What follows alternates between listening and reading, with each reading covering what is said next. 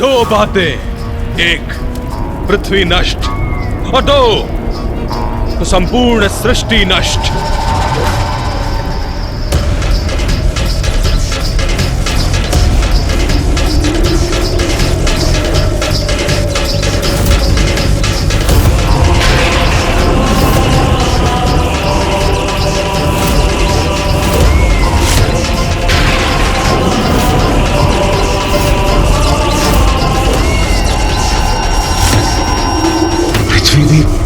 इस भवंडर के भीतर खींची चली जा रही है।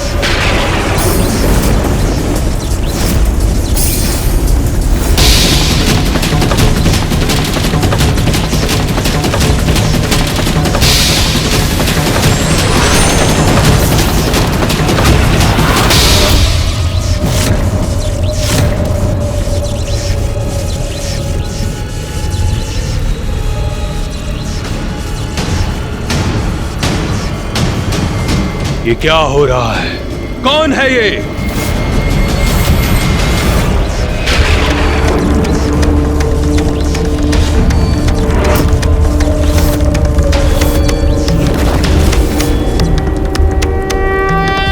महादेव! महादेव! महादेव!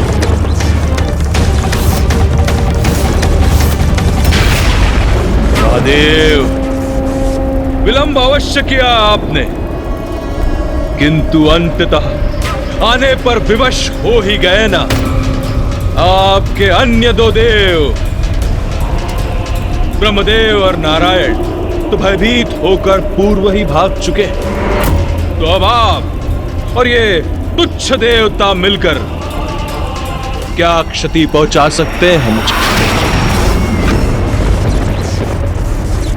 अभी भी समय है, मुझे अपना प्रभु स्वीकार करो तो मैं ये सब रोक दूंगा।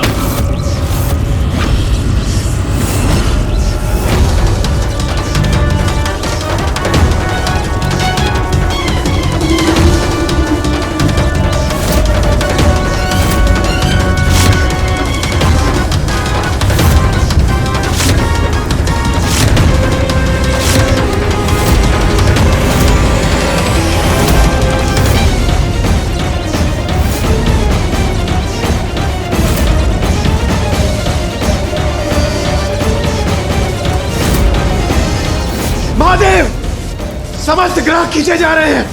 यह भवंडर बहुत ही प्रचंड है। मुझे ज्ञात नहीं और कितने समय तक हम इसे नियंत्रित कर पाएंगे।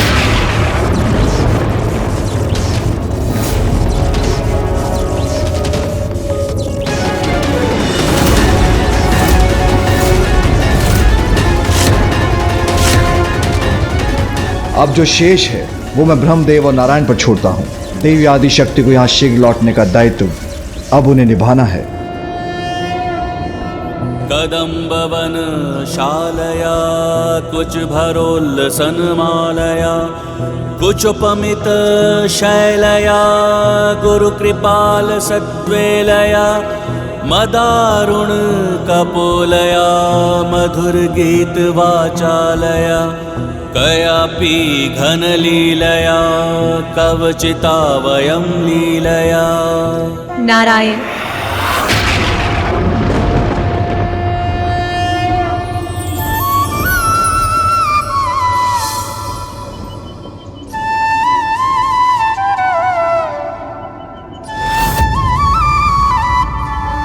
प्रणाम देवी त्रिपुर सुंदरी। नारायण, ब्रह्मदेव, मुझे ज्ञात है आपके यहाँ आने का कारण, ज्ञात है आपकी चिंता।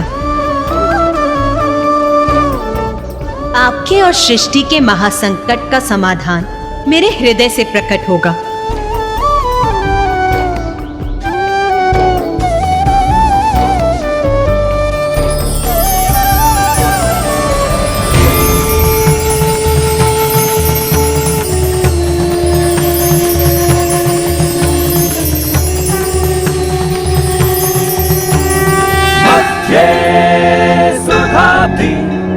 मणिमंडप रत्न वेद्यां सिंहासनो परिगतां परिपीत वर्णां। प्रणाम देवी बगलामुखी। नारायण, ब्रह्मदेव, मैं आपको वचन देती हूँ कि त्रिखुर का नाश अवश्य होगा, शीघ्र होगा। धन्यवाद देवी।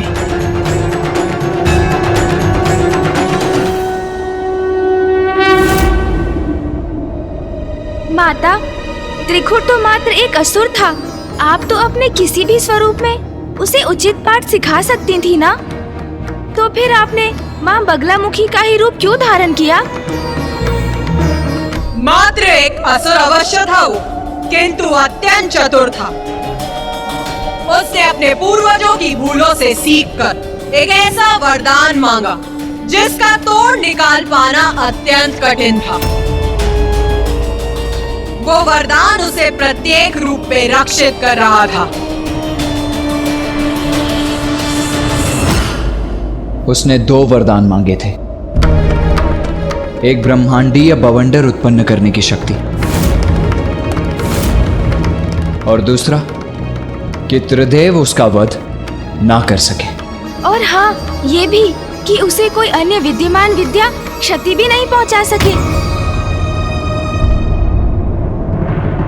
हाँ, और इसीलिए सर्वप्रथम मेरे लिए आवश्यक था कि मैं एक ऐसी विद्या उत्पन्न करूं जिसका अस्तित्व अभी तक नहीं था, जो त्रिखुर के मस्तिष्क पर नियंत्रण स्थापित कर सके, जो उसकी बुद्धि को निष्क्रिय कर उसके विचारों को अनियंत्रित कर दे। ऐसी कौन सी विद्या उत्पन्न की आपने माता?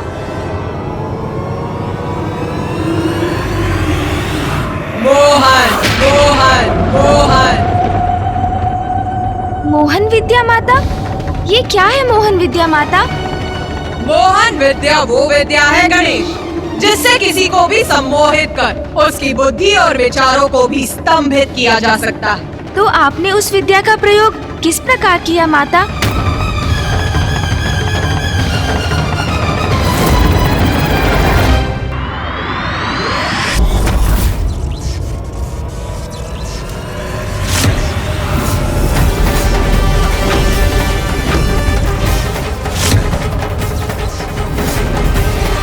एरावत, संभालो अपने आप को और बल लगाओ।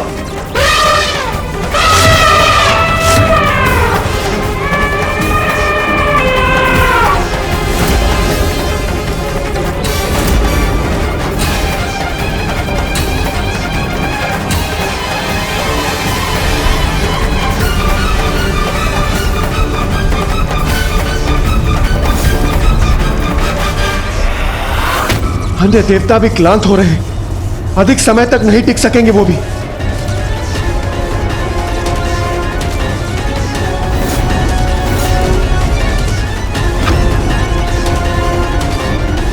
महादेव, अधिक समय तक स्थिर नहीं रह पाऊंगा मैं। चंद्रदेव, संभालिए अपने आप को।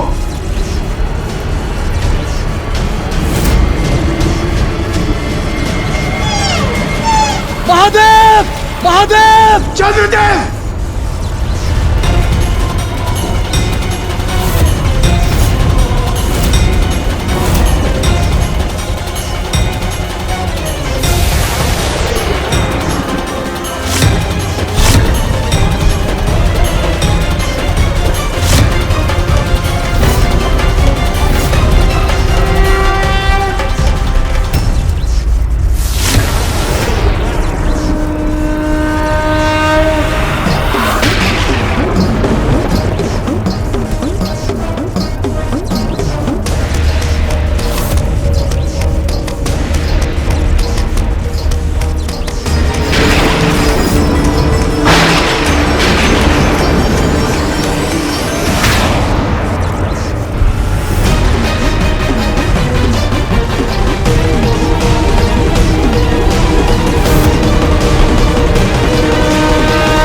व्यर्थ है आपके सब प्रयास महादेव।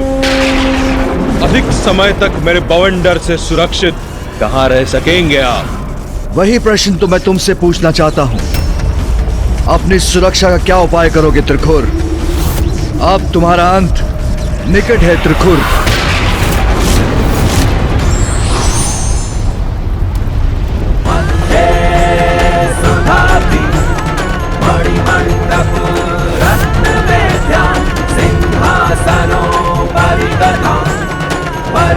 कौन है ये देवी?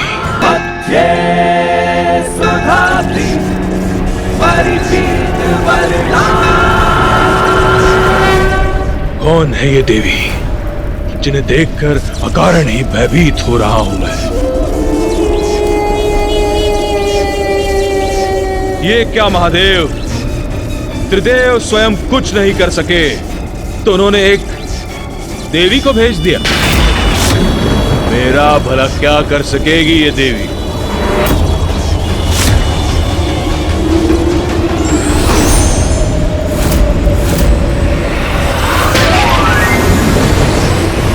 ये पाश कैसा है जिसे मुझ पर केंद्रित कर रही है ये देवी?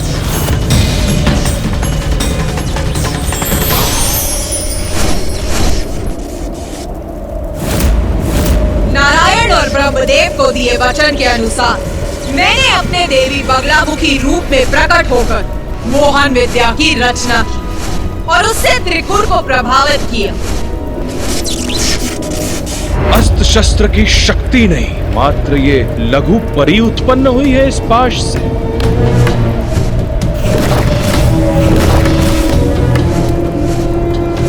इस मायाविनी को तो मैं ही कुचल दूंगी। नहीं नहीं दुर्मुखा, तुम पीछे हटो, इसका अंत तो मैं ही करूंगी। तुम रहने दो, इससे तो मैं अपने ही हाथों से कुचल कर खा जाऊंगी। ये मेरा अधिकार है, हटो व्रथामती। नहीं, जाने दो स्वामी, मैं इसको खाऊंगी।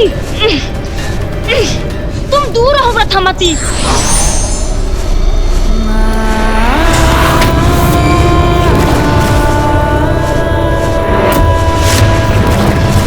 ये कैसा परिवर्तन आ गया है इस परी में? ये क्या करने जा रही है अब?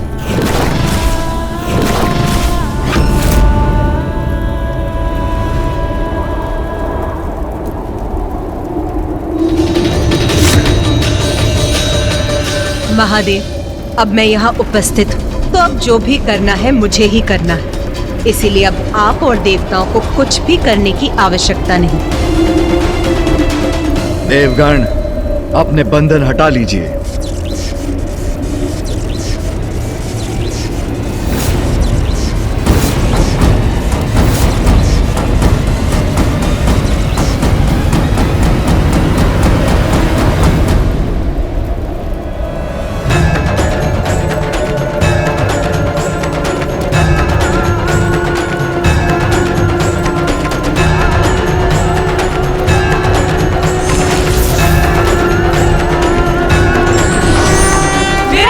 कार्य पृथ्वी एवं अन्य लोगों की रक्षा, जिसके लिए मेरा त्रिपुर के बवंडर को रोकना अति आवश्यक था।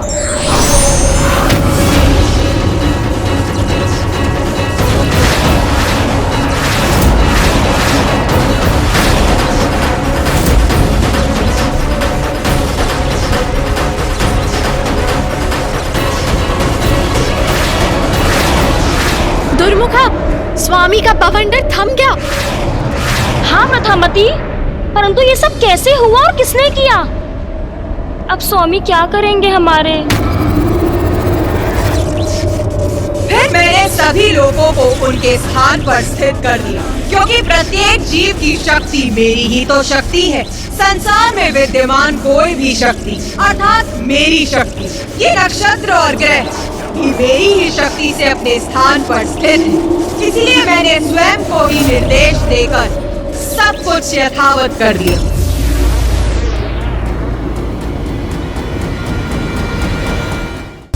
स्वामी, प्रभु, आप कुछ कर क्यों नहीं रहे हैं? हाँ स्वामी, ये देवी तो आपके सारे किए धरे को ध्वस्त कर रही है। स्वामी, कुछ शीघ्र कीजिए ना स्वामी। और फिर मेरी मोहन विद्या ने त्रिपुर को पूर्ण रूप से भ्रमित कर दिया। पुत्र त्रिपुर,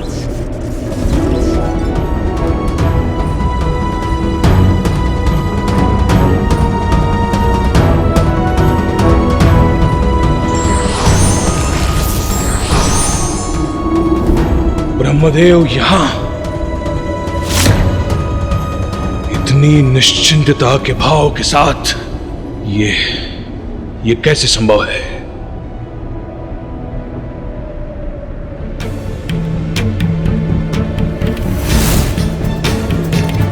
अब अभी तक तो पृथ्वी को बवंडर के भीतर होना चाहिए था। तो वो अभी तक अपने स्थान पर कैसे है? मेरा बवंडर कैसे रुक गया? और महादेव एवं देवता कहां गए?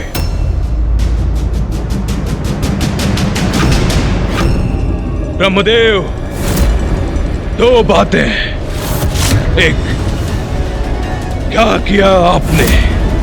और दो, मेरी योजना चक्र को बाधित करने का दुस्साहस कैसे किया आपने? हाँ प्रभु, हम भी। बस शांत हो जाओ तुम दोनों। मैं वार्तालाप कर रहा हूं, तुम दोनों हमारे मध्य मत आओ।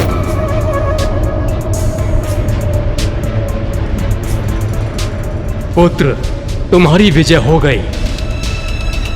अंततः तुम विजयी हुए। विजयी हुआ मैं? विजयी हुआ? ब्रह्मदेव, कैसे? क्या अर्थ है आपका ब्रह्मदेव? स्वामी विजयी हुए? विजय हुए? कैसे विजय हुए? पुत्र, तुमने मुझे, नारायण को और महादेव को अपने समक्ष नतमस्तक करने के लिए ये बवंडर रचा। उस क्रम में ये बवंडर पृथ्वी से निम्न सभी ग्रहों को अपना ग्रास बना चुका है। हम इसे रोकने में असमर्थ रहे। नारायण और महादेव दोनों असफल होकर अपनी पराजय स्वीकार कर यहाँ से प्रस्थान कर गए हैं। देवराज इंद्र और अन्य सभी देवता जब इस बवंडर में समाहित हुए, इसीलिए जब इसके स्वामी अर्थात तुम्हारा उद्देश्य पूर्ण हो गया, तब थम गया ये बवंडर और सभी लोगों को बाहर फेंककर उन्हें उनके स्थान पर पुनः स्थापित कर दिया इसने। जो चाहते थे वो प्राप्त हो गया तुम्हें। तो फिर आप सभी यहाँ क्यों आए हैं ब्रह्मदेव? ये स्वामी ऐसे विचित्र प्रश्न क्यों कर रहे हैं? क्या अर्थ है इनका? पुत्र, तुम तो अत्यधिक बलशाली असुर बन चुके हो। मुझे तो पूर्व में तुम्हारा आदेश स्वीकार कर लेना चाहिए था, किंतु अब तुम्हारी इस विजय का साक्षी बनने के बाद तुम्हारी अपार शक्ति से प्रभावित होकर मित्र बनने आया हूं तुम्हारा। मेरी भी यही इच्छा है कि तुम समस्त ब्रह्मांड के सम्राट के पद पर स्थापित हो जाओ। मेरा सुझाव है कि तुम पूर्ण रूप से इस बवंडर को दूर कर दो। अब इसकी कोई आवश्यकता नहीं है। स्वामी, मेरे विचार से आपको। बस चुप रहो तुम दोनों। दिखाई नहीं देता कितने महत्वपूर्ण वार्तालाप के मध्य में हूं मैं। स्वामी की दुत्कार स्वीकार है मुझे, किंतु कहीं उनकी हमारी बात ना सुनने से उनको हानि ना हो जाए। स्वामी एकाएक ऐसा व्यवहार क्यों करने लगे? ब्रह्मदेव, बात तो आप उचित कह रहे हैं, तो उचित है फिर।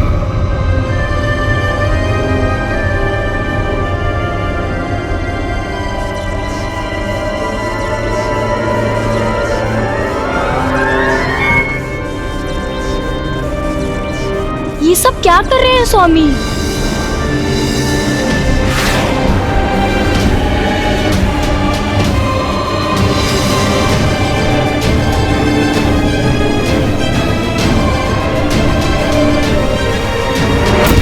पुत्र त्रिकोर, तुम मुझे अपने राज्य में लेकर चलो।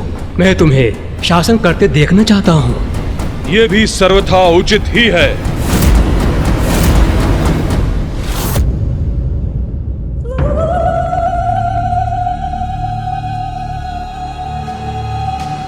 क्या हुआ गणेश? कोई प्रश्न है?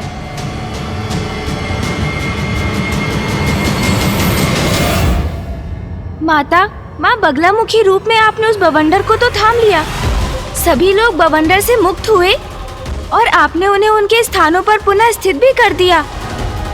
तो फिर फूफा जी ने प्रकट होकर त्रिखुर से ये क्यों कहा कि वो विजयी हुआ है?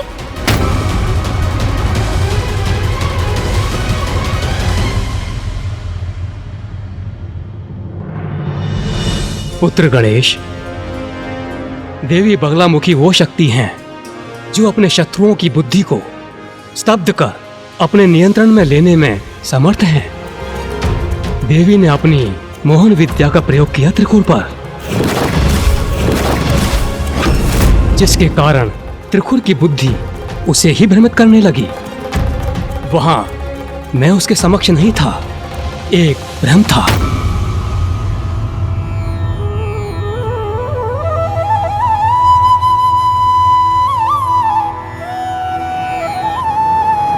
मात्र एक भ्रम? मेरा सुझाव है कि तुम पूर्ण रूप से इस बवंडर को दूर कर दो। स्वामी, मेरे विचार से आपको... बस चुप रहो तुम दोनों। दिखाई नहीं देता कितने महत्वपूर्ण वार्तालाप के मध्य में हो। ये क्या कह रहे हैं स्वामी? यहाँ तो कोई भी नहीं। जब यहाँ कोई नहीं तो फिर किसके साथ वार्तालाप कर रहे हैं वो? माता, अब मैं समझ गया।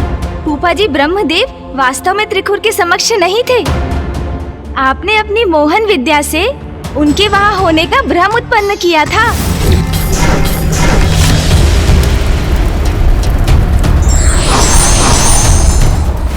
किंतु माता, आप त्रिखुर का मस्तिष्क किसी के स्वर अथवा किसी अप्सरा के माध्यम से भी तो नियंत्रित कर सकती थी। फिर आपने ब्रह्मदेव का ही भ्रम क्यों उत्पन्न किया? त्रिखुर पूर्व में मेरा भक्त था, उसने मेरी तपस्या की थी। इसके लिए आवश्यक था कि त्रिखुर मेरे उस स्वरूप को देखे जिसके प्रति कभी उसके मन में सम्मान था, जिस पर उसे विश्वास था। देवी बगलामुखी त्रिखुर के मस्तिष्क को नियंत्रित नहीं कर रही थी।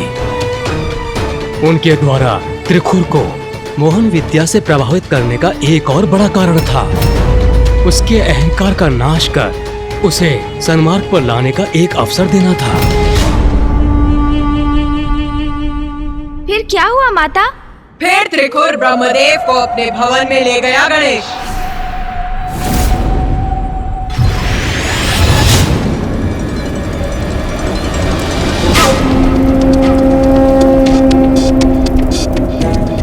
ये ज्ञात नहीं, बार बार इर्द गिर्द किधर देख रहे हैं स्वामी। मुझे तो बस इतना ही स्मरण है कि वो नन्ही परी स्वामी के निकट आई और अदृश्य हो गई। मेरे विचार से ये उसी माया देवी का किया धरा है जो आकाश में प्रकट हुई थी। परंतु अब तो वो चली भी गई और ये संपूर्ण घटनाक्रम, उसका ये परिणाम मेरी समझ से तो परे है।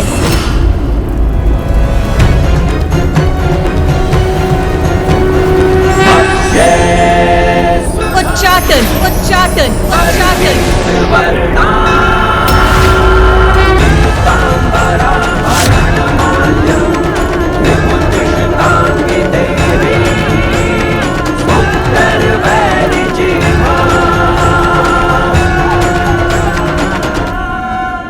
उच्चाटन? हाँ, मैंने उच्चाटन विद्या उत्पन्न की,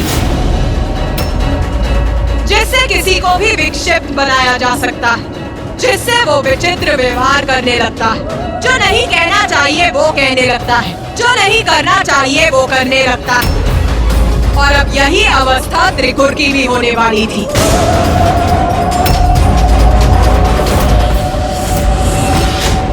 आओ देखते हैं क्या हुआ स्वामी। आप रुक क्यों गए? आप कुशल तो है ना?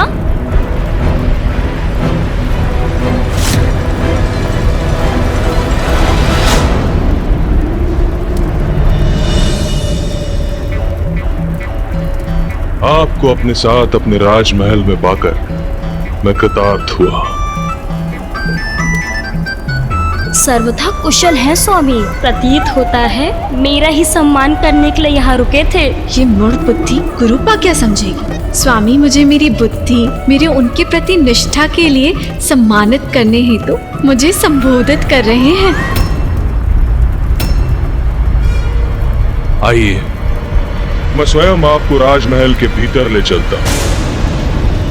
अवश्य असुर सम्राट, अवश्य। मेरा इतना सम्मान, किंतु ये तो होना ही था। इसी पल की प्रतीक्षा तो मैं कब से कर रही थी।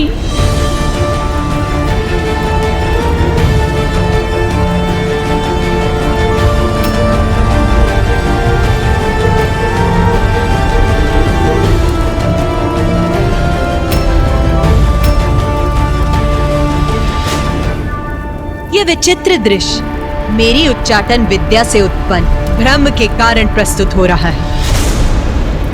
आइए। ये इस प्रकार नतमस्तक होकर दुष्टों को भीतर क्यों ले जा रहे हैं असुर सम्राट? ये जो भी हो रहा है सर्वथा अनुचित है। मैं अभी जाकर असुर महारानी देवी तृप्ता को सूचित करता हूँ।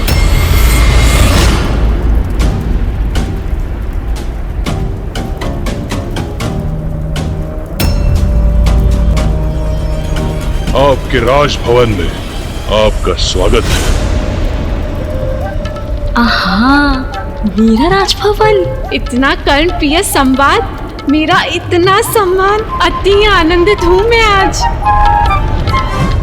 असुर सम्राट त्रिखुर की जय हो, असुर सम्राट त्रिखुर की जय हो, असुर सम्राट त्रिखुर की जय हो, असुर सम्राट। मात्र मेरी जय जयकार क्यों कर रहे हो तुम? इनकी क्यों नहीं?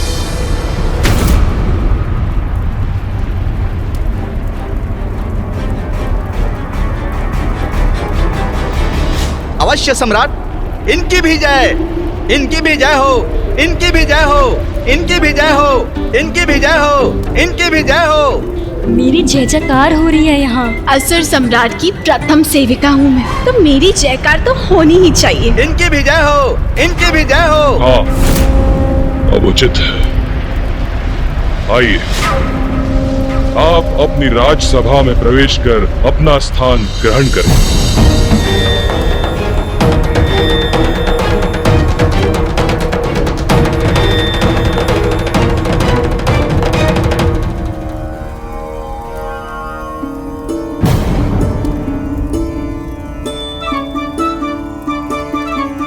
ये क्या कर रहे हैं असुर सम्राट? इन चाटुकार मूर्खाओं का इतना आदर क्यों कर रहे हैं असुर सम्राट?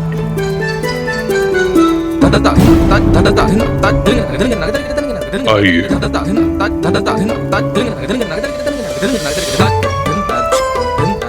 अब अपना आसन स्वीकार करने की कृपा कीजिए। असुर सम्राट इन्हें सर्वोच्च आसन प्रदान कर रहे हैं। तो क्या अब ये मूर्खाएं हमसे भी उच्च आसन पर स्थित होंगी? ये मूर्खा यहाँ तक क्यों आ गई? स्वामी तो मुझे ही संबोधित कर रहे थे। स्वामी मेरा सम्मान कर रहे हैं, तो ये कुरूपा क्यों मुस्कुरा रही है? व्रथामती, हटो यहाँ से। वो आसन मेरा है। स्वामी मुझसे बात कर रहे थे। कदापि नहीं, इस आसन पर सिर्फ मेरा अधिकार है। नहीं नहीं, तुम हटो मेरे मार्ग से। बहुत हुआ। ये क्या कर रही हो तुम दोनों? स्वामी, इस मूर्ख को ये भवन त्याग करने का आदेश दीजिए। आपकी नवीन मंत्री होने के नाते मैं इसे यहाँ से निष्कासित करती हूँ। तो स्वामी, आप ही इसे बता ही दीजिए कि इस आसन की नवीन मंत्री मैं हूँ, और मैं चाहती हूँ कि इस कुरूपा का शीश इसके धड़ से विलग कर दिया जाए। व्रथामती, किसने कहा तुम दोनों को कि इस आसन पर तुम दोनों में से कोई प्रतिष्ठित होगा? स्वामी, ये क्या कह रहे हैं? ये आसन ना मेरा है और ना इसका। तो फिर कौन स्थित होगा इस पर? इस आसन पर प्रभु स्थित होंगे।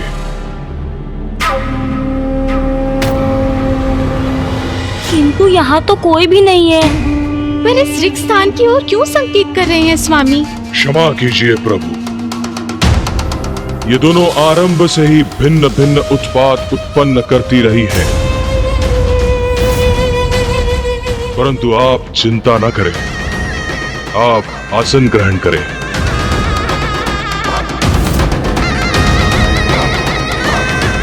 मूर्खों, हट जाओ इनके मार्ग से। किसके मार्ग से हटना है? असुर सम्राट हमें कहाँ हटने का आदेश दे रहे हैं? दूर हो जाओ इनके मार्ग से। कहाँ?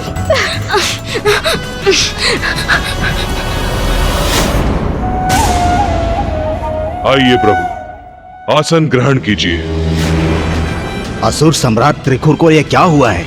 मैं तो इससे ही अचंभित था कि वो इन दोनों मूर्खाओं को आसन पर बिठा रहे हैं, किंतु अब तो और भी विचित्र स्थिति हो गई है। वो किसी और को वहां स्थित होने का अनुरोध कर रहे हैं, किंतु वहां तो कोई है ही नहीं।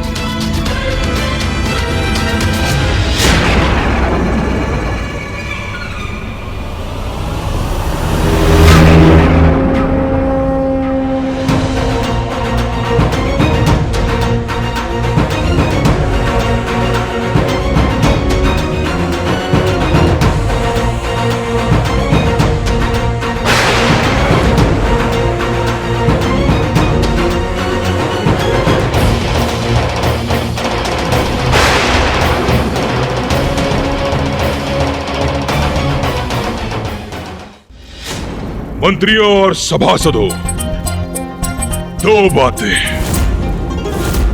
एक, तुम सबको ज्ञात तो होगा ही कि मैंने नारायण और महादेव को परास्त कर दिया है और इंद्र एवं सभी देवता मेरे बवंडर की भेंट चढ़ चुके हैं।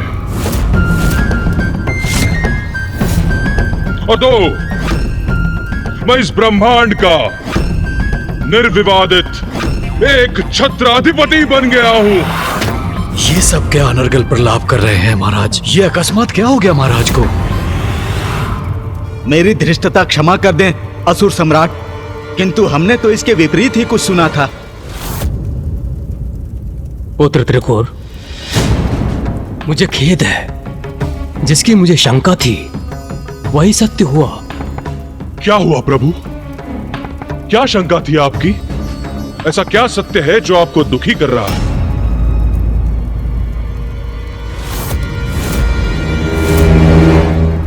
मुझे आशंका थी कि तुम्हारे राज्यसभा के अधिकांश मंत्री तुमसे ईर्ष्या करते हैं और यही ईर्ष्यालु मंत्री तुम्हारे ब्रह्मांड के स्वामी बनने के प्रयास में बाधा बन रहे थे। उचित थी मेरी शंका। मैं तुम्हारे राजकाज का निरीक्षण करने इसलिए आया था कि सत्य ज्ञात कर सकूं और तुम्हें सावधान कर सकूं। किंतु प्रभु, ये शंका क्यों जागृत हुई आपके मन में, और ऐसा क्यों प्रतीत हुआ कि ये सत्य भी है? सत्य तो तुम्हारे समक्ष है पुत्र। तुम ब्रह्मांड विजेता बनकर आए हो और तुम्हारे मंत्री तुम्हारी इस महान उपलब्धि पर प्रश्न चिन्ह लगा रहे हैं, तुम्हारे कथन पर संदेह करने का दुस्साहस कर रहे हैं। हाँ, ये उचित है प्रभु। ऐसा तो कदापि नहीं होना चाहिए। धन्यवाद प्रभु। मुझे ज्ञात है आप मुझे उचित मार्गदर्शन देंगे। स्वामी, अब मैं और शांत नहीं रह सकती। आप किससे बातें कर रहे हैं? देखा पुत्र त्रिकुर तुमने, ये रहा प्रमाण इनकी ईर्ष्या का। तुमने अपनी राज्यसभा में मुझे इतना महत्वपूर्ण स्थान दिया और ये लोग मुझे अनदेखा कर मेरी उपेक्षा कर रहे हैं, वो भी तुम्हारे समक्ष, जैसे कि तुम कोई विक्षिप्त असुर हो।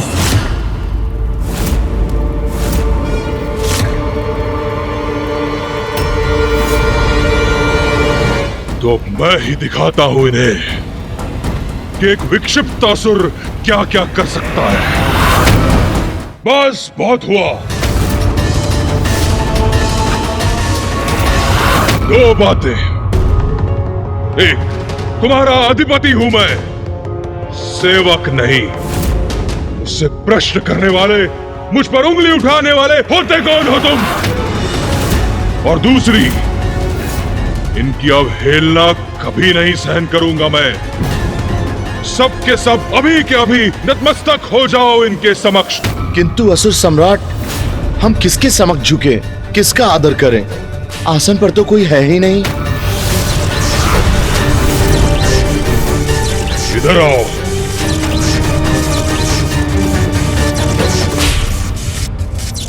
मेरे आदेश की अवहेलना कर रहे हो तुम। लो, इसका दंड सहो अब।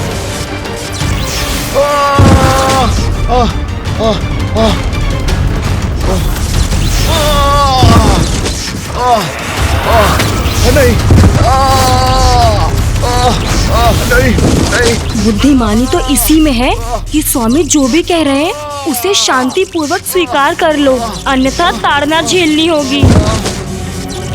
नवीन मंत्री की जय हो, नवीन मंत्री की जय हो, नवीन मंत्री की जय हो, नवीन मंत्री की जय हो, नवीन मंत्री की जय हो, नवीन मंत्री की जय हो, नवीन मंत्री की जय हो, नवीन मंत्री की जय हो, नवीन मंत्री की जय हो।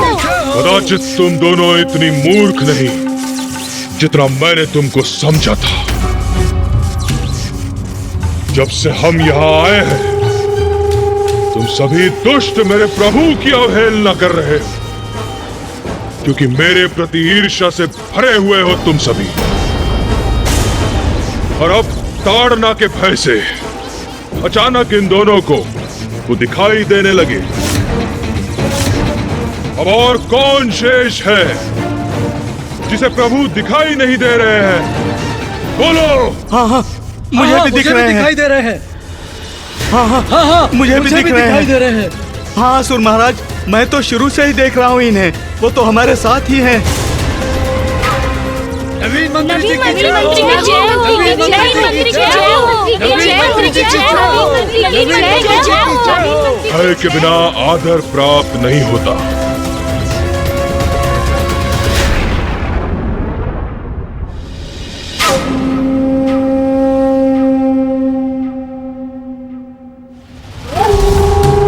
अब उचित मार्ग पर आए हैं ये सभी। अब उचित है पुत्र, परंतु अभी एक कार्य शेष है। अब तुम ब्रह्मांड के अधिपति हो, इसलिए तुम्हारे राज्य के नियम और तुम्हारे मंत्रियों के कार्यभार पूर्व के समान नहीं रह सकते। इसलिए तुम्हें अपने मंत्रियों को नवीन दायित्व देने होंगे, उनका कार्यभार बढ़ाना होगा। अब संपूर्ण ब्रह्मांड का भार जो है तुम्हारे ऊपर। आप सर्वतः उचित कह रहे हैं प्रभु। अब क्या कह दिया उस महापुरुष ने? मैं ब्रह्मांड का सम्राट हूं, तो मैं अपने मंत्री परिषद में कुछ परिवर्तन करूंगा। सभी मंत्रियों को नवीन दायित्व दूंगा और इसका प्रारंभ होगा सेनापति से। युद्ध भूमि हो अथवा राजसभा, संकट का सामना सर्वप्रथम मुझे ही क्यों करना होता है?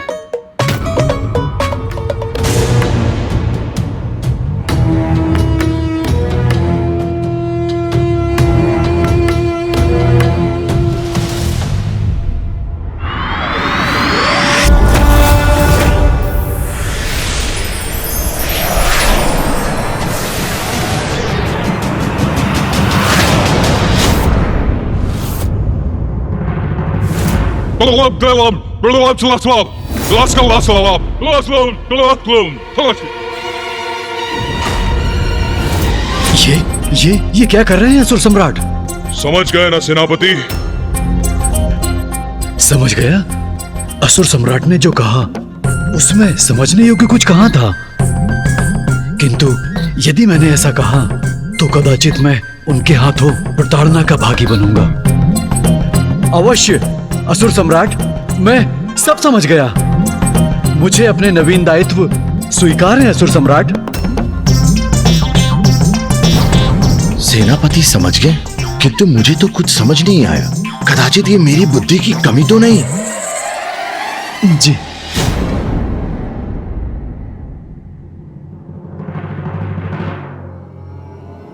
और सुनो, तुम्हारे लिए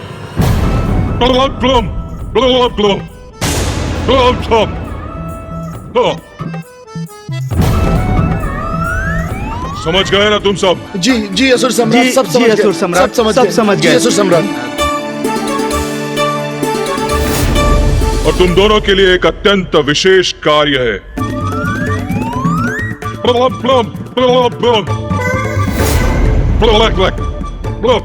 जी स्वामी, उचित है, हम समझ गए। रुको दुर्मुखा, तुम्हारे लिए जी स्वामी। क्या हो गया है हमारे महाराज को? संपूर्ण सृष्टि को नियंत्रण करने की शक्ति है, आज वो स्वयं अपने मन को नियंत्रित नहीं कर पा रहे हैं।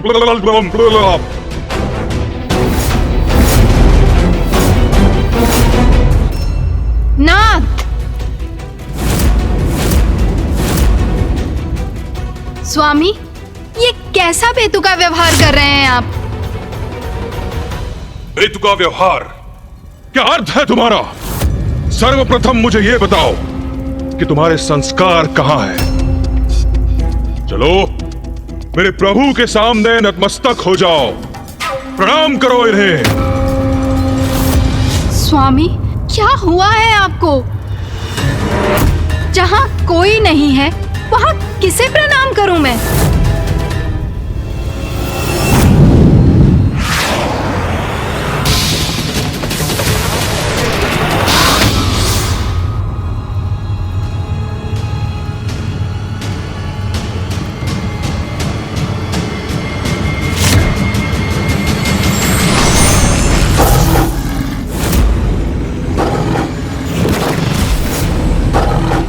नहीं, मेरा भक्षण मत करो, मेरा भक्षण मत करो।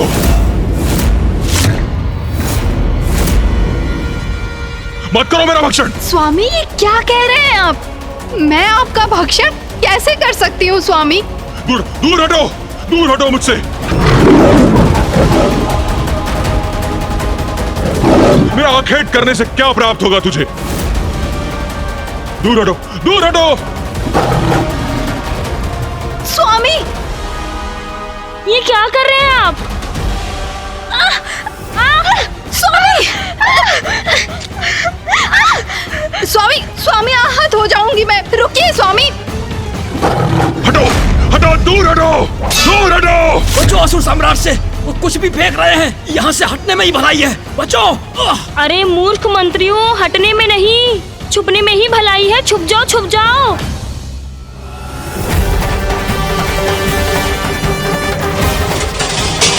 स्वामी, स्वामी, ये क्या कर रहे हैं आप? आगे मत बढ़ना, आगे मत बढ़ना, अन्यथा मेरा ये खड़क तुम्हारा अंत कर देगा।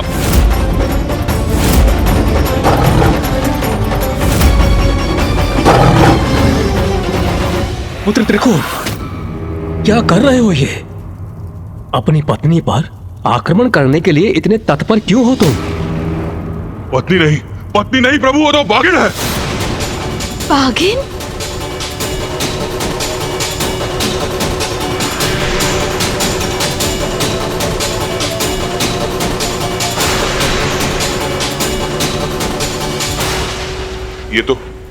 ये तो रानी तृप्ता है। तो बाघिन कहाँ गई? यहीं तो थी अभी, किंतु अब मुझे दिखाई क्यों नहीं दे रही? ये मुझे क्या हो रहा है? प्रभु, ये सब क्या हो रहा है? मुझे भ्रम क्यों हो रहा है प्रभु? जो नहीं है वो क्यों दिखाई दे रहा है मुझे? पुत्र त्रिकोण, कदाचित इसके पीछे वो नन्ही परी है जिसने तुम्हारे मस्तिष्क पर दंश किया था।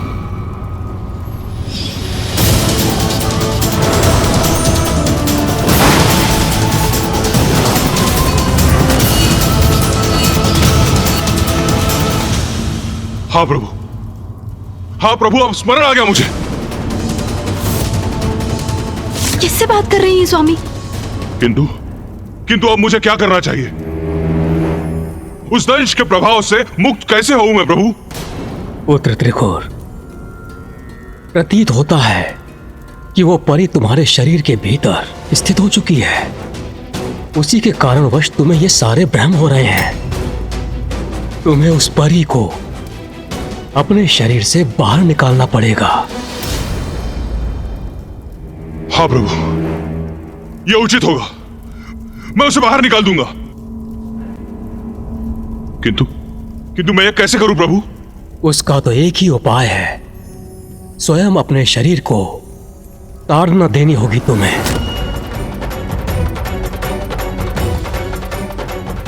हाँ प्रभु, यह उचित होगा।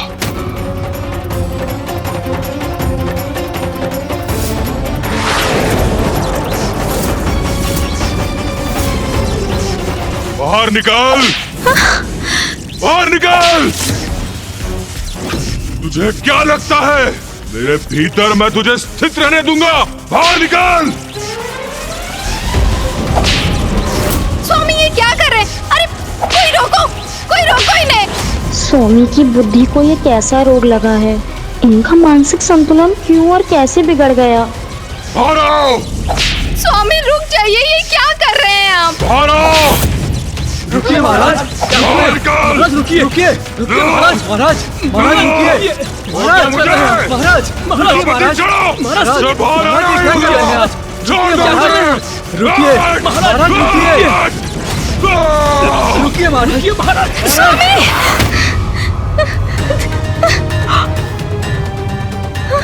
निकाल बाहर! मैं तुझे बाहर निकाल के रहूंगा! निकाल बाहर! ये भी निकाल दूंगा! ये भी निकाल दूंगा! क्या हो गया स्वामी को? स्वामी ने अपनी कैसे दुर्दशा कर ली? मैं क्या करूं? कैसे उनका उपचार करूं?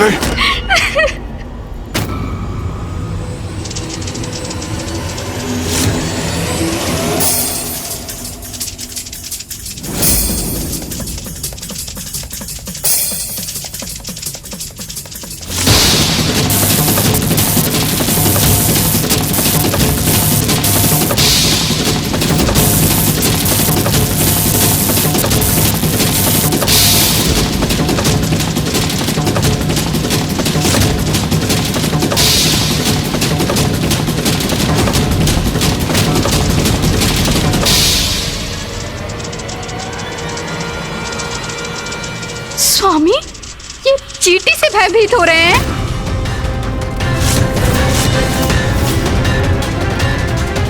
ब्रह्मांड विजेता असुर सम्राट इस चींटी से भयाक्रांत हैं। हटाओ! हटाओ!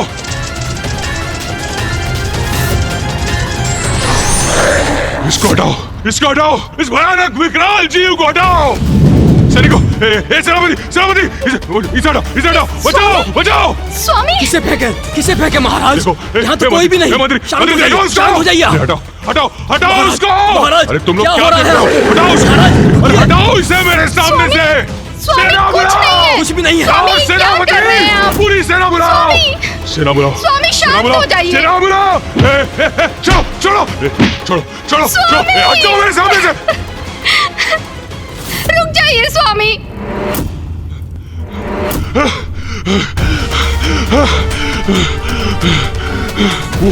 वो सब मेरा वध करना चाहते हैं मेरा।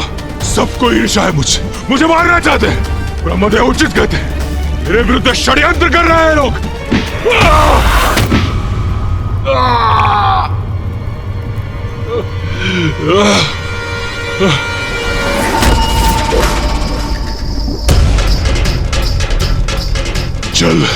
जल है उस जलाशय में। मुझे प्यास लगी है, मुझे जल चाहिए। जल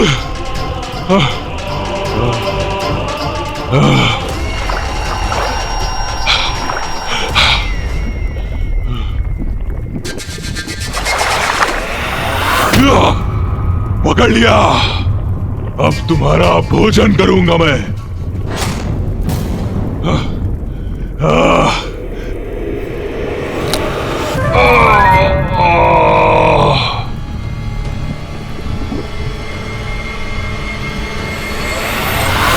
ये मीन नहीं कंकड़ है। मैं कंकड़ खा रहा था, इसीलिए आहत हो गया मैं।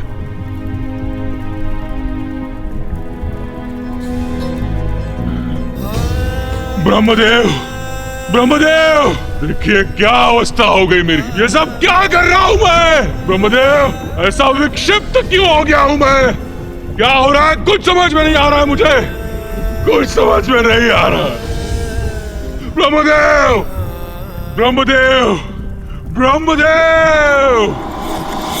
मेरी मोहन और उच्चाटन विद्याओं से त्रिकुर पूर्ण रूप से विक्षिप्त हो चुका था और अब उसकी ये दुर्दशा देखकर मुझे उस पर दया आ रही थी।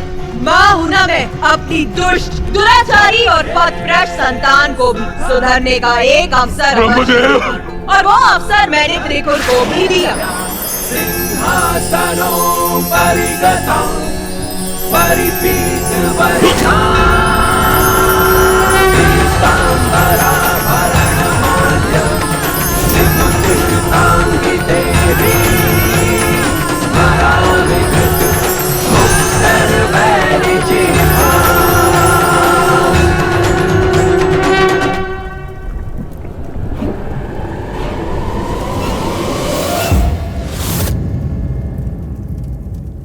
माता, दया की सागर है आप। आपने कठोर होकर त्रिखुर को उचित पाठ सिखाया और फिर उसे क्षमा भी कर दिया। हाँ माता, आपने त्रिखुर को सुधरने का एक अवसर दिया, तब तो वो असुर पूर्ण रूप से परिवर्तित हो गया होगा ना? मैंने उसे सुधरने का एक अवसर अवश्य दिया, किंतु उसने इस अवसर का लाभ कहाँ उठाया?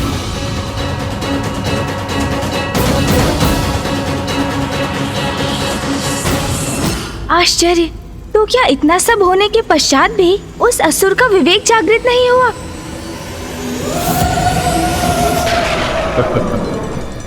कुछ नहीं हुआ है मुझे, पुनः कुशल हो गया हूं मैं।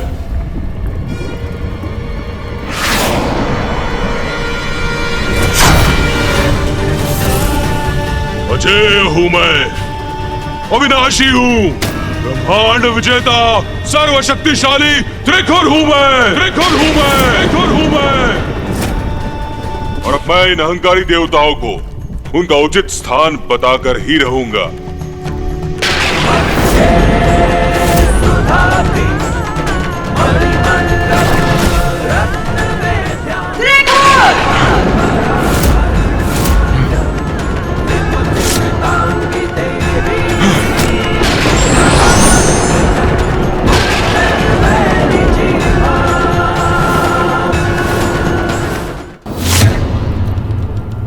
ये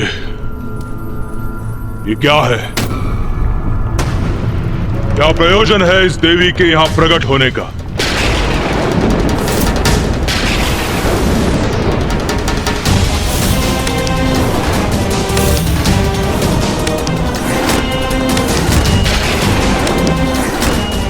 ओह, तो आपके ही कारण विक्षिप्त अवस्था में पहुंचकर मैं इतना विचित्र व्यवहार कर रहा था।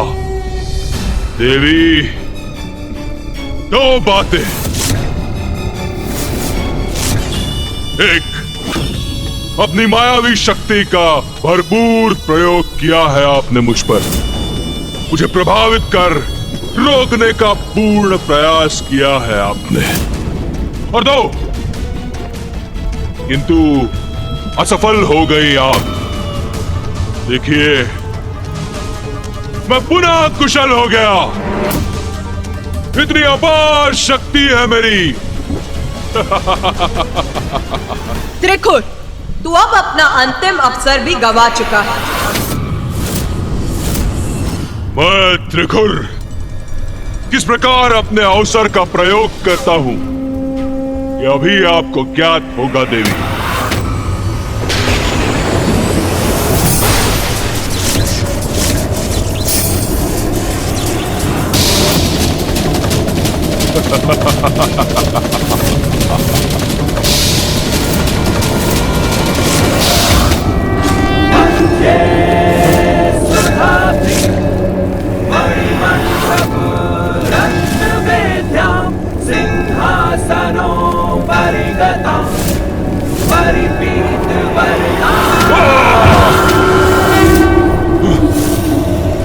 मेरी शक्ति मुझ पर ही लौटा दी इस देवी ने।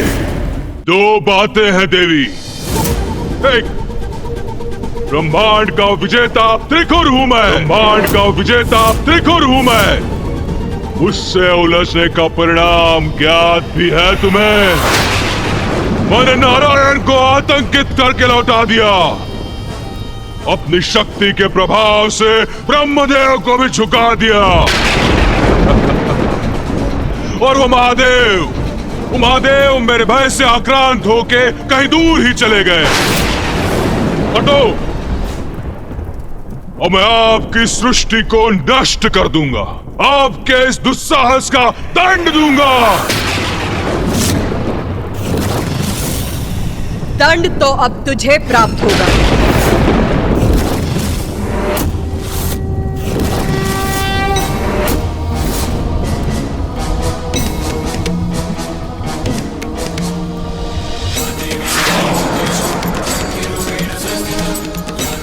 ये देवी तो रौद्र रूप धारण कर मेरी ओर ही बढ़ी आ रही है।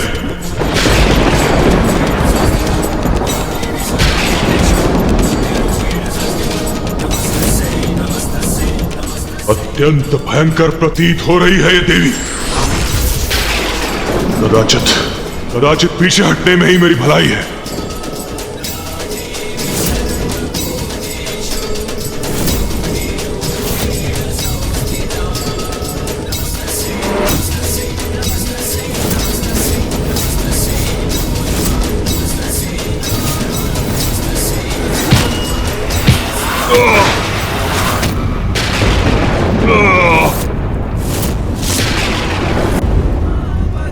नारायण, ब्रह्मदेव और मेरे स्वामी महादेव के प्रति इतने अपमानजनक शब्द बोलने का साहस भी कैसे किया तुमने?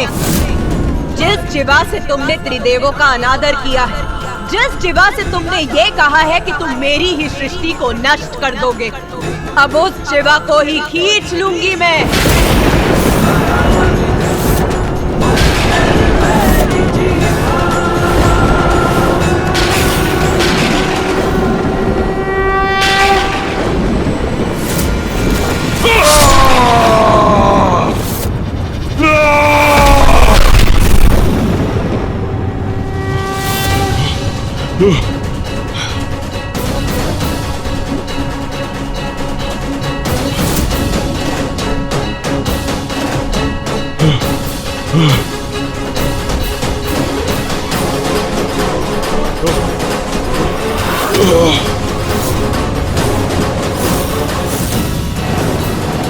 ये देवी, ये तो यहां भी उपस्थित है। अब मैं तुम पर मोहन उच्चाटन के साथ साथ मारण विद्या का भी प्रयोग करूंगी।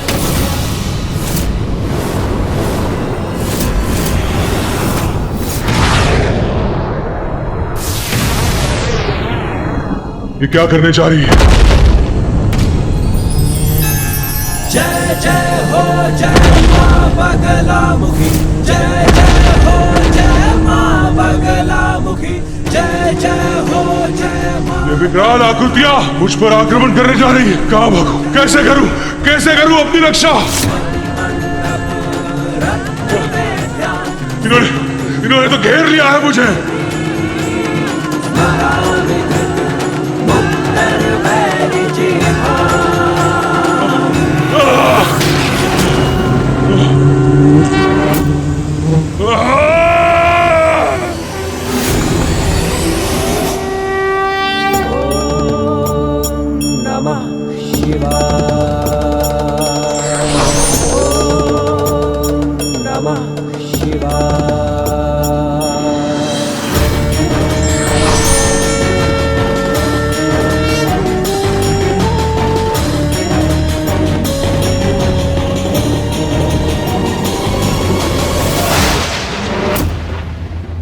वो त्रिकुट जो ब्रह्मांड पर विजय पाने का स्वप्न देख रहा था, मैंने उसे कण कण में खंडित कर रसातल पर बिखेर दिया। ऐसी है मेरी मोहन, उच्चाटन और मारण शक्तियां।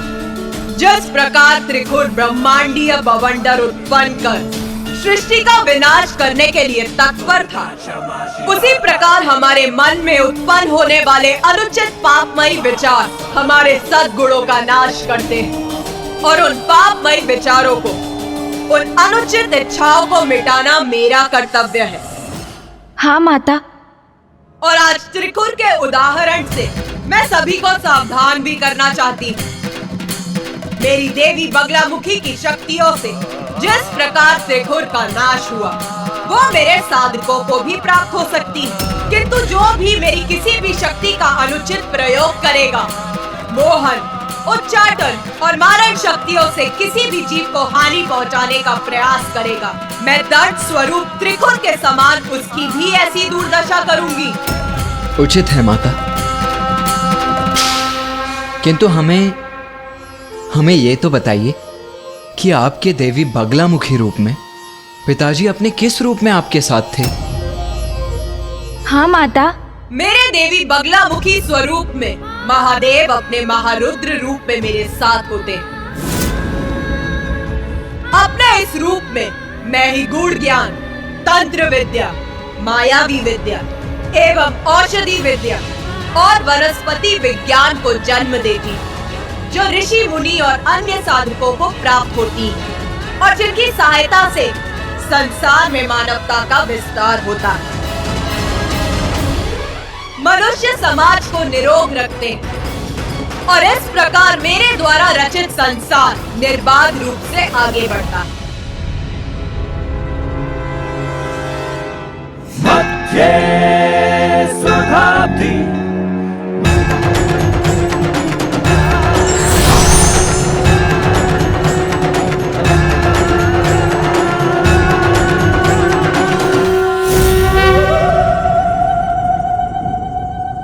माता, किंतु मैं अभी भी ये नहीं समझ सका कि आप सर्वप्रथम माँ मातंगी का स्वरूप धारण कर क्यों प्रकट हुई।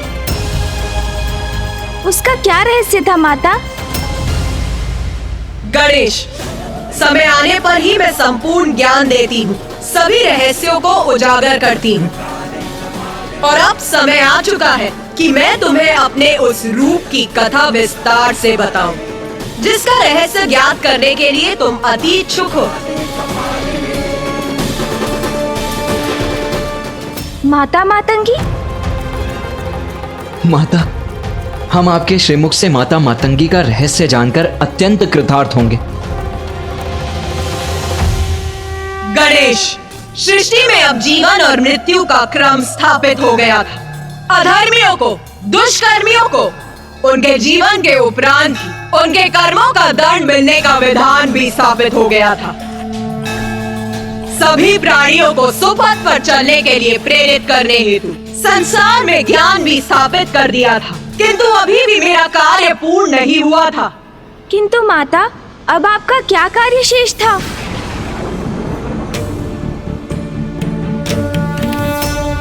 हाँ माँ, बताइए माँ। गूढ़ ज्ञान समझना कठिन होता है गणेश। उसे जन सामान्य तक पहुंचाकर उसका प्रसार करने हेतु उसमें रस का मिश्रण करना अत्यंत आवश्यक था, और ये कार्य एक लेखक, एक कलाकार ही कर सकते थे। और यही कारण था मेरे देवी मातंगी रूप को धारण करने का।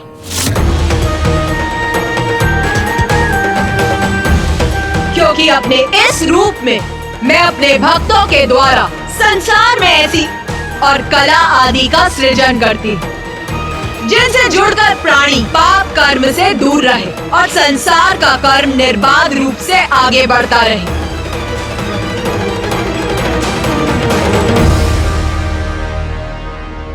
माता, अब मैं समझा कि आपने मुझे यहाँ क्यों बुलाया है। मैं तो ध्यान में मग्न था माता। मुझे आभास हुआ कि आप मुझे पुकार रही हैं, और जब आपका स्वर सुनकर मैं यहाँ इस शमशान में खींचा चला आया तो मैं बहुत अचंभित था।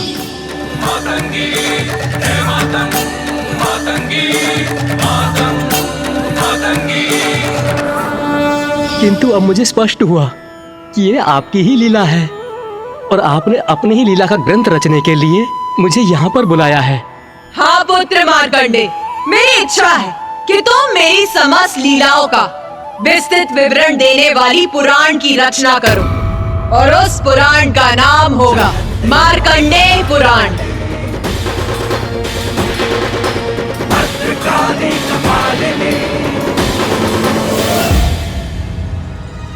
माता, आपने इतना महत्वपूर्ण कार्य सौंपकर मुझे कृतार्थ कर दिया। माता, इसी क्रम में मुझे बताने की कृपा करें कि जो भक्त संपूर्ण निष्ठा और भक्ति से आपके दैवी मातंगी रूप की साधना करते हैं, उनको आपकी कृपा स्वरूप क्या फल प्राप्त होता है? देवी मातंगी रूप में मेरी पूजा करने से मेरे भक्तों को वाक शक्ति और उच्च कलाओं की सिद्धि प्राप्त होती।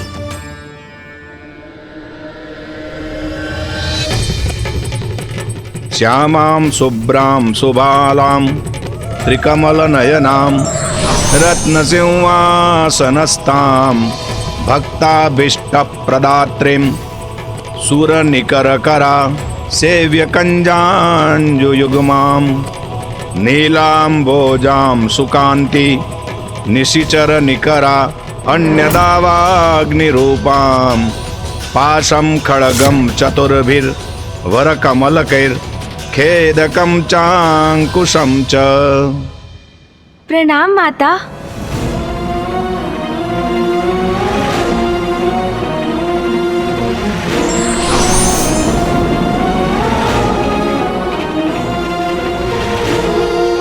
मुझे प्रतीत हो रहा है कि इस विषय को लेकर तुम्हारे मन में अभी भी संशय शेष है।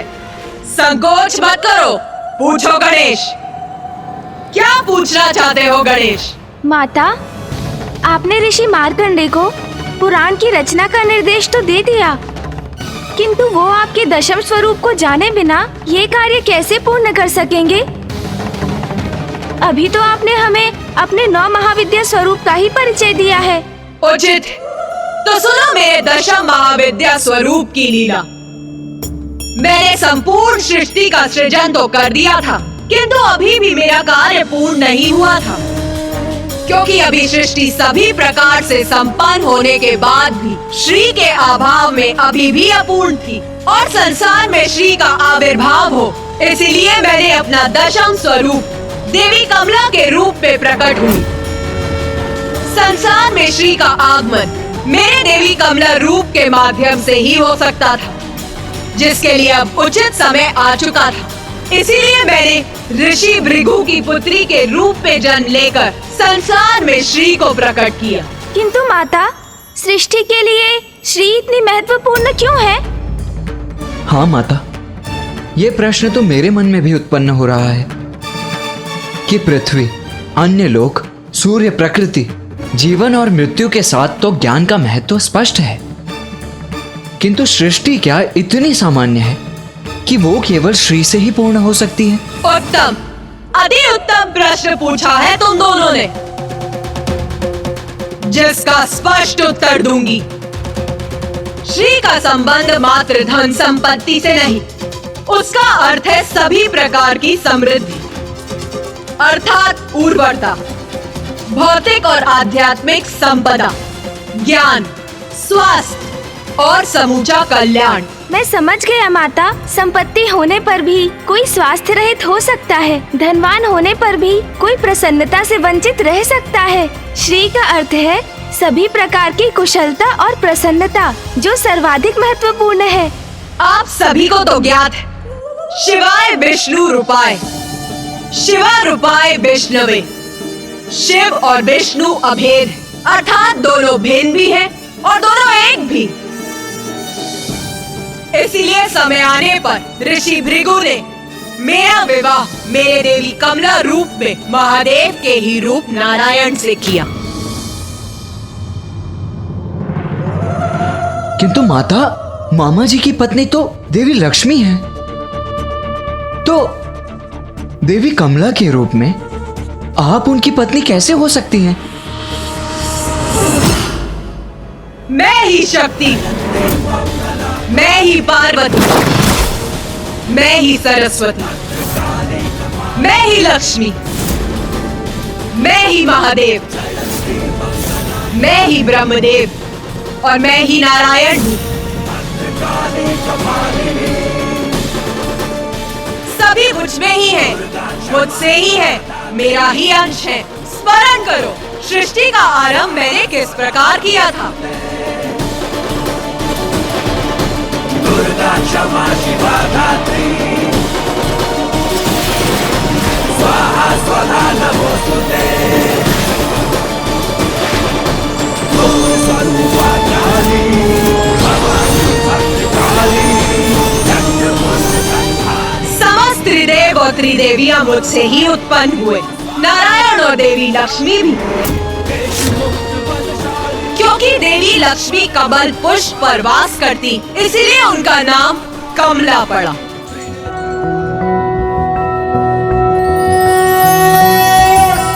त्रैलोक्य पूजित देवी कमले, विष्णु वल्लभे यथा त्वमचल, कृष्णे तथा भवमयी स्थिरा। मामी जी, माता कमला।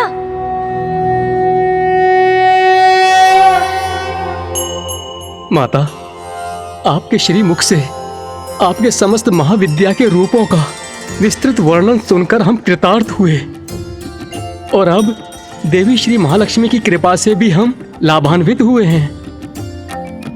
माता, अब हमें ये भी बताइए कि आपके इस रूप की पूजा करने से आपके भक्तों पर आपकी कृपा किस प्रकार होती है?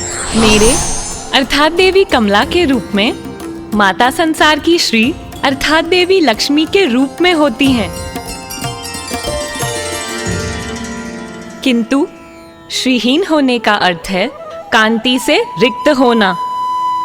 श्री के अभाव में सभी धन, संपत्ति, विद्या आदि व्यर्थ है, वे शीघ्र ही नष्ट हो जाते हैं। संसार को श्री युक्त करने हेतु ही श्री महाकाली मुझे प्रकट करती हैं।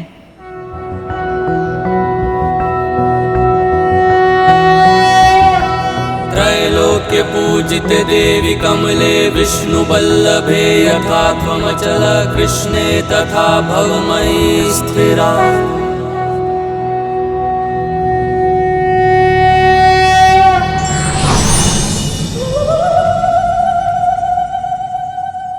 इस प्रकार मैं अपने महाविद्या स्वरूपों के माध्यम से संसार का सृजन करती और उस संपूर्ण अवधि में महादेव मेरे साथ होते।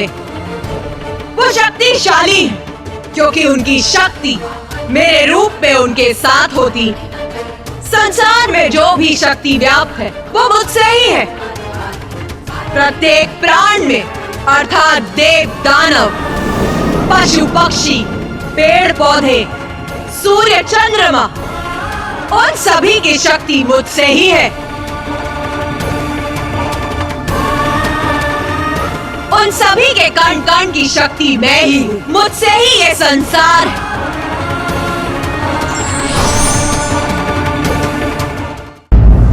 माता, संसार का जन्म आपसे और आपके द्वारा ही होता है। आप ही अपने विभिन्न स्वरूपों में संसार का पालन भी करती हैं। आप अपनी सभी संतानों को प्रकृति के माध्यम से जीवन के लिए जो भी आवश्यक है उन्हें उपलब्ध कराती हैं।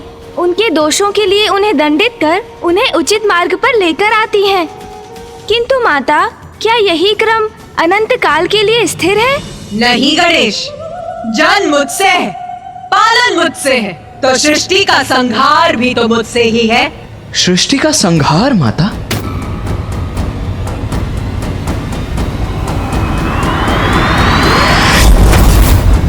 मनुष्य हो अथवा असुर, प्रत्येक लोक में सभी अपनी महत्वाकांक्षा को सिद्ध करने हेतु संघर्ष का मार्ग अपनाते हैं। छोटी छोटी बातों पर जहाँ असुर एक दूसरे का ही संहार करने लगते, वही ऋषि मुनि अपने को सर्वोच्च सिद्ध करने हेतु भगवान की पूजा छोड़कर अस्त्र शस्त्र उठा लेते हैं। त्रिनेत्र महाकाली। और जब ऐसा समय आरंभ होता तो प्राणियों को सुकर्मों के प्रति सजग करने हेतु मैं खंड प्रलय उत्पन्न कर संपूर्ण जगत को चेतावनी देती। और सर्वप्रथम जो खंड प्रलय मैं उत्पन्न करती वो है सूर्य प्रलय। देवी तारा, देवी तारा, देवी तारा।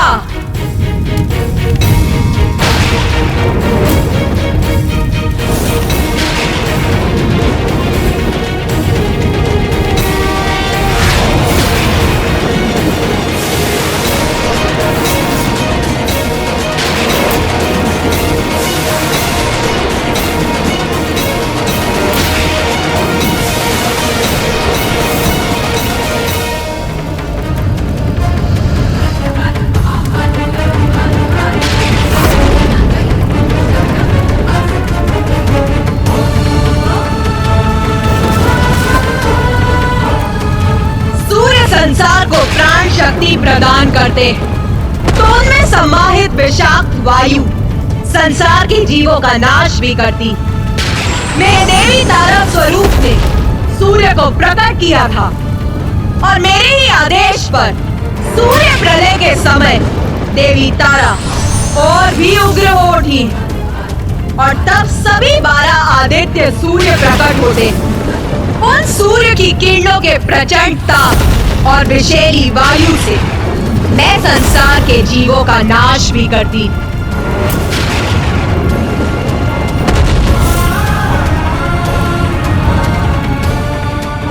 धर्म का पालन और धर्मोचित मार्ग पर चलना ही उचित है। उन्हें ये स्मरण कराने और समझाने हेतु मुझे कभी कभी अकाल जैसी प्राकृतिक आपदाएं उत्पन्न करनी पड़ती है।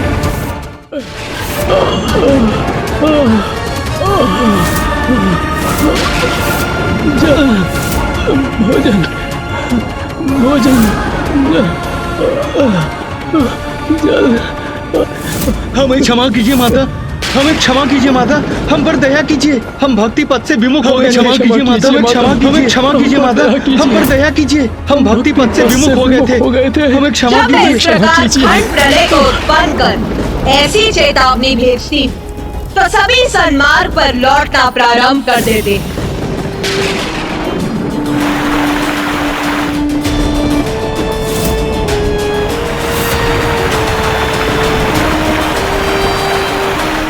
इस प्रकार मैं सृष्टि में अनुशासन, सुव्यवस्था और शांति स्थापित कर देती हूँ, किंतु उसे दीर्घ अवधि तक स्थिर रखना अधिक कठिन है।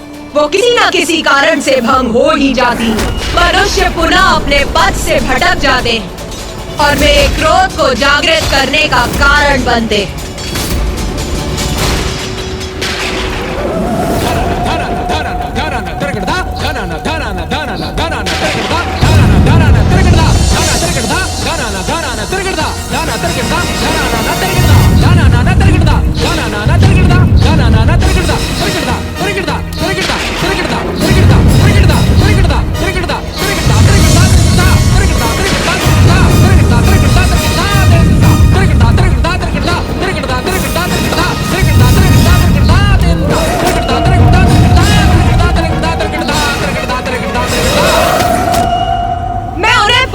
एक और खंड प्रलय रूपी चेतावनी देने हेतु उत्पन्न करती जल प्रलय।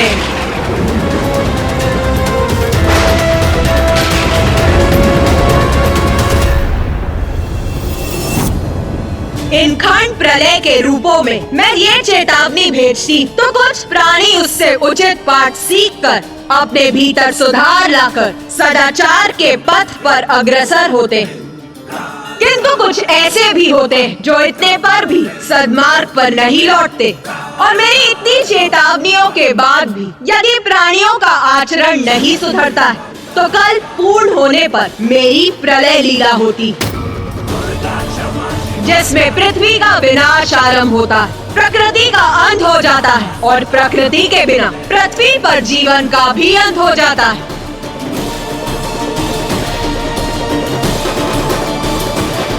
देवी षोडशी।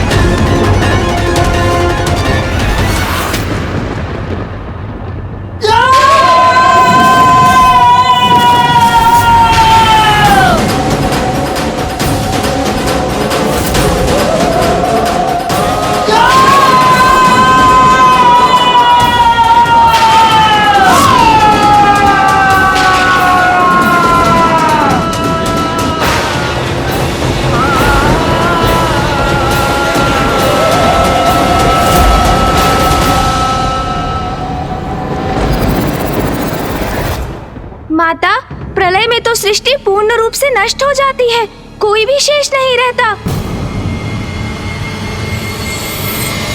हाँ पुत्र, उचित दिशा में देख रहे हो तुम। तुम्हारी दृष्टि से ही तुम्हारे विचार इंगित हो रहे हैं, जो सर्वथा उचित है। एकमात्र पुत्र मार्कंडेय ही है, जो सृष्टि के अंत के साक्षी होकर भी जीवित है। क्योंकि माता, ऋषि मार्कंडेय तो चिरंजीवी है। हाँ पुत्र, और पुत्र मार्कंडेय को सृष्टि के अंत के साक्षी बनने के क्रम में कुछ ऐसा भी देखने का सौभाग्य प्राप्त हुआ, जिसका अनुपम दिव्य सौंदर्य था। हाँ माता, प्रलय के उपरांत उस अथाह जल के मध्य एक द्वीप पर स्थित रहकर अनेकों वर्षों तक मैं चलायमान रहा और तब मुझे एक वट का पत्ता दिखाई दिया और उस पत्ते पर प्रभु नारायण अपने शिशु रूप में माता द्वारा सृष्टि के पुनरारंभ की प्रतीक्षा में थे।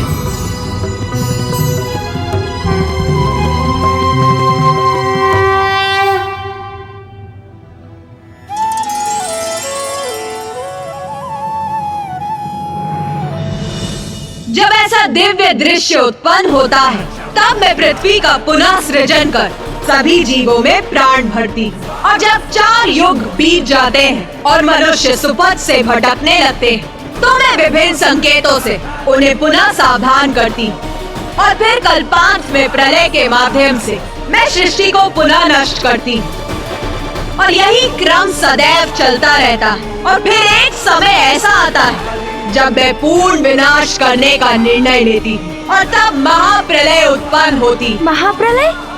हाँ पुत्र, अभी तो तुमने प्रलय के विषय में सुना, किंतु इससे भी भयंकर और विनाशकारी होती है महाप्रलय, जिससे सभी कुछ नष्ट हो जाता है।